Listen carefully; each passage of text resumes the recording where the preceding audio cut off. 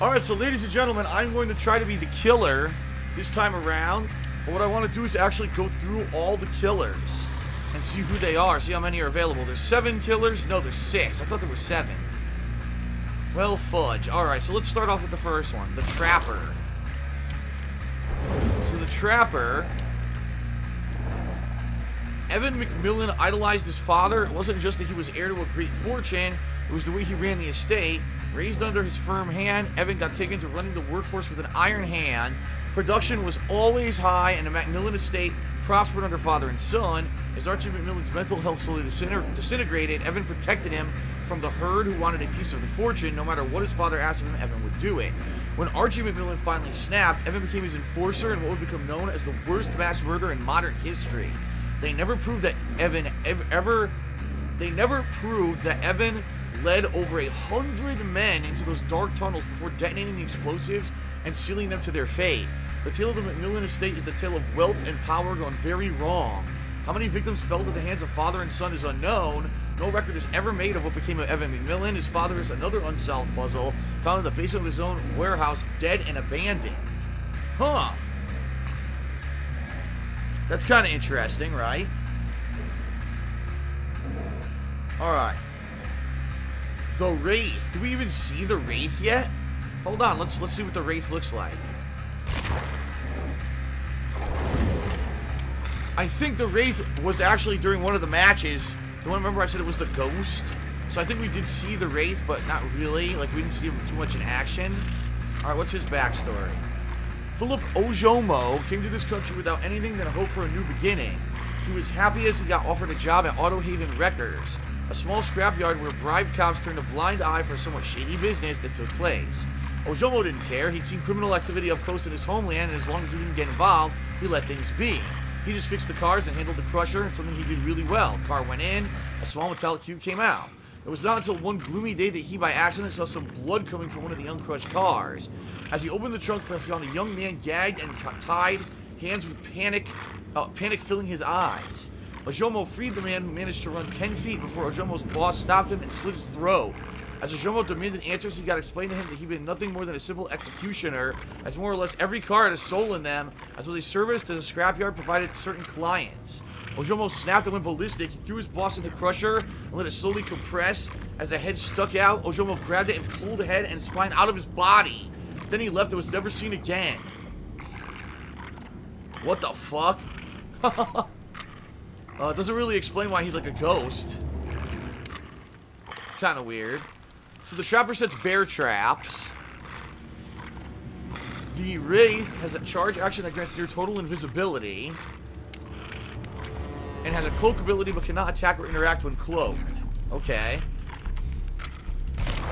The Hillbilly can bring into a crazed sprint on charge activation. Limited steering capabilities while sprinting. Automatically puts in the dying state on a automatically puts someone in a dying state on a successful hit. The son of a wealthy landowners Max and Evelyn Thompson, this unnamed boy was an unwanted child born to savage parents. Hideously disfigured, he was shut away from society. So ashamed they were of his son that they bricked him into a room and fed him through a hole in the wall. This is like Texas Chainsaw Massacre, right? I think so. When the boy escaped, he took his revenge savagely and terribly, slaughtering the parents which had tortured him instead of raising him. After the deed was done, he continued to live his life at the farm, taking out his deranged violence on animals that were allowed to run free. As he finally broke free from his shackles, he ran through the cornfields, chasing and slaughtering whatever he could find. They never found the bodies of Max and Evelyn, but they did find tortured and disemboweled animals all over the farm. Cold Wind Farm was quickly settled, and the land split up and sold off. There was never a buyer for the farmhouse. Perhaps it was the sound of the chainsaw you could hear throughout those hot summer nights. Hot summer chainsaw nights. Wella, wella, wella, ooh. Chop me more, can you saw off my balls? Okay, enough of that. The Nurse. Blink up to 20 meters on charge activation. I'm assuming that's like a teleport. Can blink twice before becoming fatigued. Can perform a lethal blink attack after blinking. Whoa, we didn't see the nurse yet. The Naughty Nurse. Sally Smithson came to town with dreams of children's feet and laughter at a wooden home built by her husband Andrew. One day, Andrew's foreman had to pay Sally a visit, forever changing her life. With no other option, Sally had to find a way, but the only employment she could get was at the Crotus Pren Asylum. So it sounds like her husband died. She started at the bottom, doing the hard night shift. Over the years, her mind had reached its limits, decades of seeing horrid things that violate the eyes. Finally, she could not take it anymore, and concepts of purification emerged inside her. As the morning staff arrived one day in September, they found over 50 dead patients, lifeless in their bed, along 4 staff members also dead. Only Sally had survived the night, but her mind was gone, rocking back and forth non-stop. They got her to an ambulance, but the ambulance never reached the hospital. It was found crashed in a nearby wood. All the staff dead, and Sally nowhere to be found. Whoa. Now we got the Hag. So the Hag can do 10 phantasm traps. Grants the ability to instantly travel to a triggered phantasm within a 32-meter range. Survivors who enter the trap area trigger a phantasm of the Hag to appear and disorient the survivor. Huh. Lisa Sherwood grew up in a quiet town. The people of the village were kind, and the elders helped settle their disputes and keep the old traditions alive. Lisa was particularly fond of the charms they taught her to draw for safety and good fortune. One night, she was walking home through the woods. A terrible storm struck without warning. In the slip-wet darkness, she lost her footing and struck her head. Swimming in and out of consciousness, she watched dark shapes approach between the trees. Soon they were close enough for her to make out their evil, hungry grins. They kept her chained to the wall in a flooded cellar. Through the gloom, she could see others whose open wounds swarmed with flies. They did not survive long once the cannibals began carving bites from their bodies with the rusted blades, but somehow Lisa persisted. Starved and mutilated, her gaunt arms became loose in their shackles. She pulled at the metal, tore through skin and muscle until she was free. Her flesh oozed viscous yellow pus, and bones were visible beneath gangrenous wounds. She could go no further. Delirious, she thought of home, she thought of the elders, she traced the symbols they had taught her. A dark hunger stirred inside her, yearned for blood, and she chose vengeance. The police search eventually threw them to the old house in the swamp. Inhabitants have been dismembered and devoured. The elders' charms were scrawled in blood on the floor. Lisa's body was never found. What the fuck? Jesus Christ. Alright, what's this last one? The Doctor.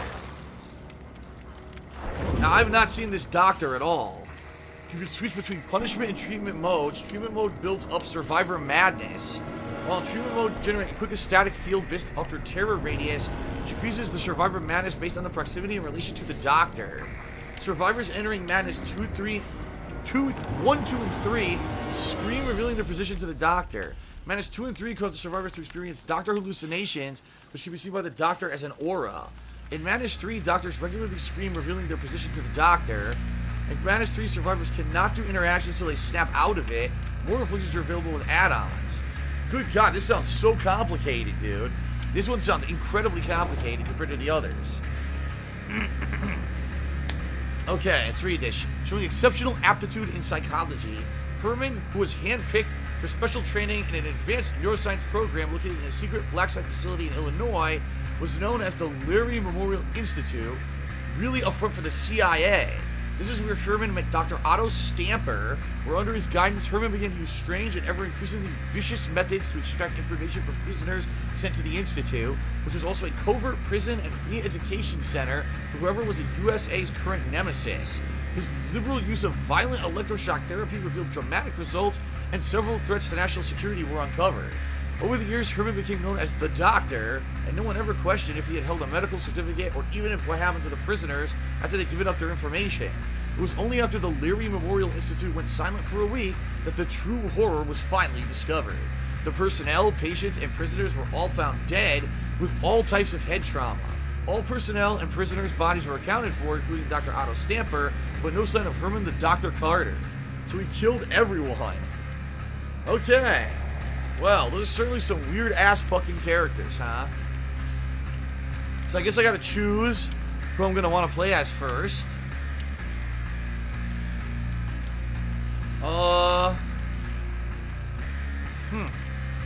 It seemed like almost everyone I played was the Trapper or the Hillbilly. Almost no one picked anybody else.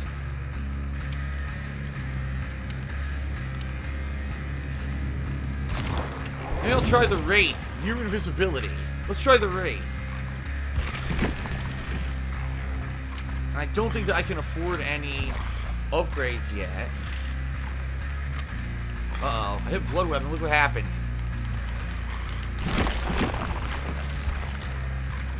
There we go. Nope.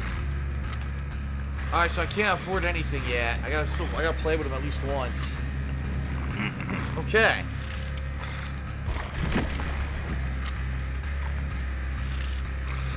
So that's it, create a lobby, right? Let's see if this works.